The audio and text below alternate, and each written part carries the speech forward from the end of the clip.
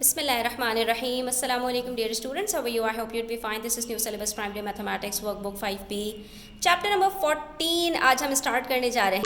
तो page number 121 open कर लीजिए अपनी वर्कबुक 5B का और वीडियो को एंड तक ज़रूर देखिएगा। अच्छी लगे तो लाइक कमेंट शेयर कीजिएगा। चैनल सब्सक्राइब नहीं किया तो सब्सक्राइब कर लीजिए। हम 4 साइडेड जो फिगर्स होती हैं उनकी कुछ प्रॉपर्टीज़ पढ़ने जा रहे हैं स्टूडेंट्स। आपने बचपन से देखा होगा एक अदद स्क्वायर होता है जिसके चारों साइड्स बराबर होते हैं और चारों एंगल्स भी 90 डिग्री के होते हैं। फिर एक अदद आपने देखा होगा रेक्टेंगल होता है कि जिसके अंदर सिर्फ ऑपोजिट साइड्स जो होते हैं वो बराबर होते हैं और चारों एंगल्स उसके भी 90 डिग्री के होते हैं। फ़र्क इन दोनों में सिर्फ साइड्स का होता है कि एक में चारों साइड्स बराबर हैं और एक में चारों साइड्स बराबर नहीं हैं।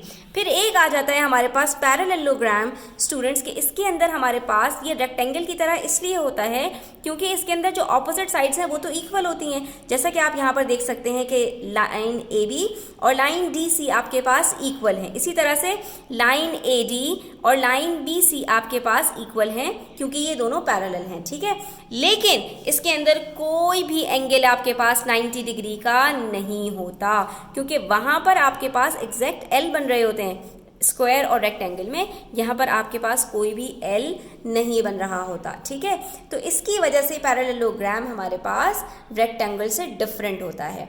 बट इसके अंदर हमारे पास कुछ प्रॉपर्टीज़ हैं और वो ये हैं स्टूडेंट्स कि इसके भी ऑपोजिट जो साइड्स होती हैं वो बराबर होती हैं और इसी तरह से इसके जो ऑपोजिट एंगल्स होते हैं वो भी बराबर होते हैं। यानी कि एंगल X एंगल Z के बराबर होगा और इसी तरह से एंगल W एंगल Y के बराबर होगा। तो ये 2-3 चीज़ें हैं जो आपको पैरेललोग्राम के बारे में पता होनी चाहिए कि इसकी 4 साइड्स होती हैं, ऑपोजिट साइड्स आपकी इक्वल होती हैं और आपके पास जो ऑपोजिट एंगल्स होते हैं वो भी बिल्कुल बराबर होते हैं। अब आपसे यहाँ पर इन्होंने कहा कि the opposite sides are equal in length, ठीक है, ये इन्होंने आपको बता दिया।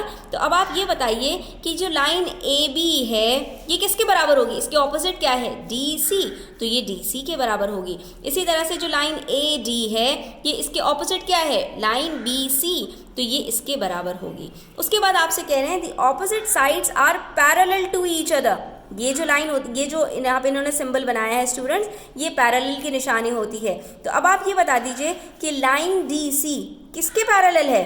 ऑफ कोर्स AB के पैरेलल है। Very good. इसी तरह से लाइन BC ये किसके पैरेलल है? तो ये लाइन BC पैरेलल है लाइन AD के, ठीक है। तो ये इसकी प्रॉपर्टीज़ कहलाती हैं।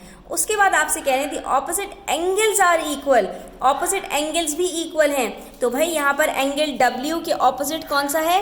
एंगल Y, और इसी तरह से एंगल X के ऑपोजिट कौन सा है?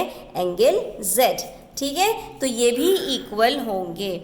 उसके बाद आपसे कह रहे हैं the sum of each pair of angles between a pair of parallel sides is equal to 180 degree.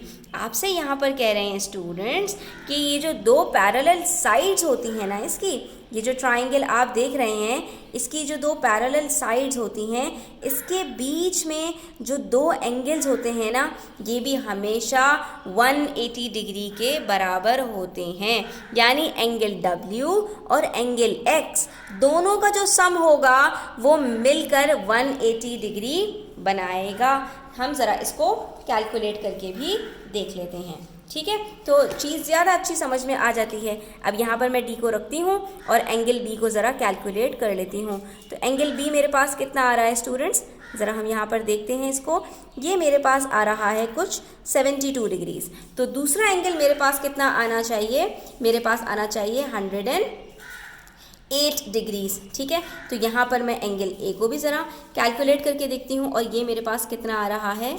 तो ये मेरे पास आ रहा है स्टूडेंट्स, आप गौर से देखेंगे जब 0 से स्टार्ट करेंगे यहाँ पर आएंगे तो आपको ये नज़र आएगा कि ये लाइन 108 के पास ही जा रही है। तो ये बात प्रूफ हो गई कि ये बात बिल्कुल सही है कि जो 2 पैरेलल साइड्स होती हैं उनके बीच में 2 एंगल्स होते हैं वो हमेशा 180 डिग्री का सम बनाते हैं। या आप ये भी कह सकते हैं कि जो 2 एंगल्स एक साथ होते हैं इन दोनों का सम हमेशा 180 डिग्री होता है। इसी यानी इसका मतलब ये हुआ कि एंगल W और एंगल X मिलकर 180 डिग्री बनाएंगे। इसी तरह एंगल X और एंगल Y मिलकर 180 डिग्री बनाएंगे।